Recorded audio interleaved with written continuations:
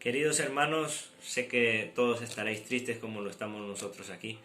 Nuestra iglesia ha sufrido una pérdida en la persona de nuestro hermano, el señor Saleyas. Nuestro querido pastor también ha perdido a su padre. Y muchos hermanos a nivel del Baix Llobregat, de España y del mundo han muerto por causa del coronavirus, y pues estamos en un momento de duelo, pero también a veces de alegría de aquellos hermanos que han partido con el Señor.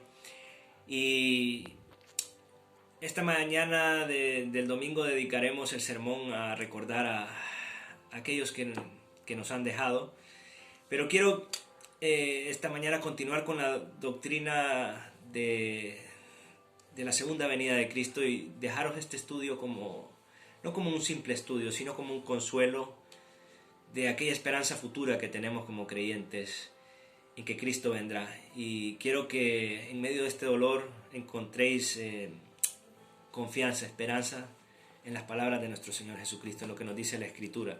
Y quiero comenzar leyendo el texto de Mateo 24, capítulo 3, donde Jesús le dice a sus discípulos: y estando él sentado en el monte de los olivos, los discípulos se le acercaron aparte diciendo: dinos cuándo serán estas cosas y qué señal habrá de tu venida y del fin del siglo. Y respondiendo Jesús les dijo: mirad que nadie os engañe.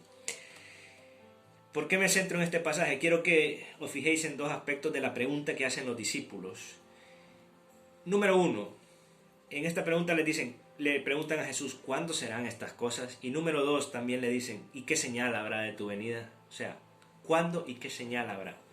Y quiero ahorita que nos centremos en el primer aspecto de esta pregunta, que es el cuándo. Y este cuándo vendrá Cristo, tiene dos aspectos.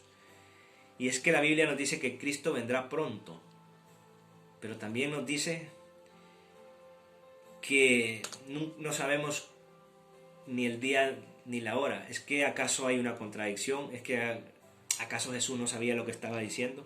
Fijaros, quiero leeros algunos pasajes.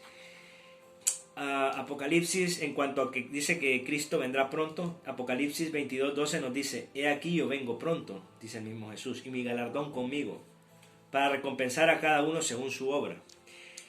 Pero textos como Marcos 13, 32 y 33 nos dicen cosas como que: pero de aquel día y de la hora nadie sabe, está diciendo el Señor Jesucristo, ni aun los ángeles que están en el cielo, ni el Hijo, sino el Padre.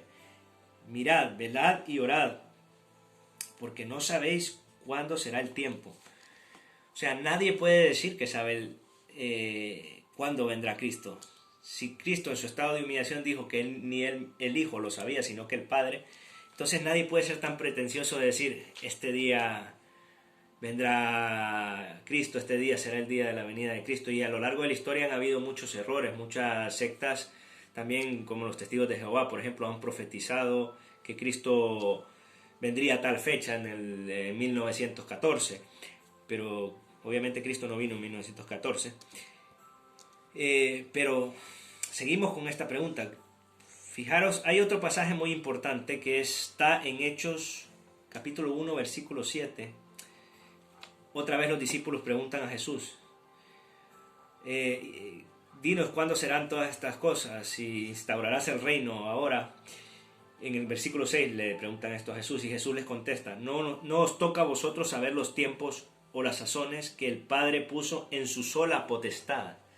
O sea, no es asunto suyo, no es asunto nuestro, no era ni asunto de los discípulos ni nuestro. Es el Padre el que sabe. Entonces, ¿cómo conciliamos esto? Cristo viene pronto, pero al mismo tiempo no sabemos cuándo viene. ¿Cómo entender esto? Pues mira, un texto muy esclarecedor es este pasaje de Segunda de Pedro, y lo vamos a leer, Segunda de Pedro 3, capítulo 3, versículos 8 y 9.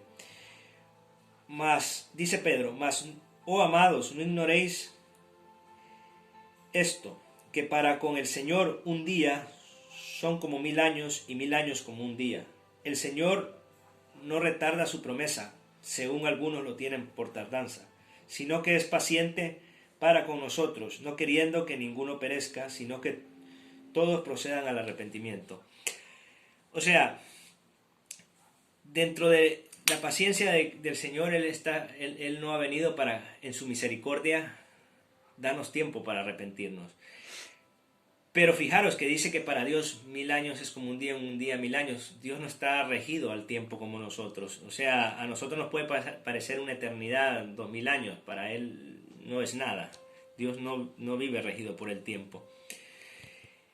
Vivimos los últimos tiempos, la Biblia nos lo dice. Pedro, cuando predica ese mensaje después de recibir el Espíritu Santo, cita la profecía de Joel de los últimos tiempos. ¿Qué significa esto? Que cuando Cristo resucita y envía el Espíritu Santo, se inaugura un tiempo que son los últimos tiempos. Entonces,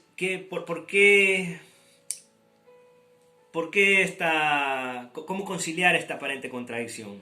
¿Por qué está así en la Biblia?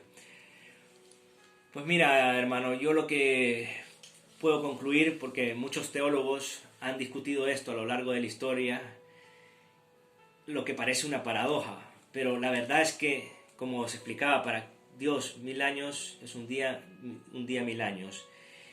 ¿Y qué es lo que quería Cristo al decirnos que venía pronto? Porque Cristo puede venir en cualquier momento. Podía venir hace 1000 años si lo quería, puede venir hoy, puede venir dentro de 100, dentro de 1000 años.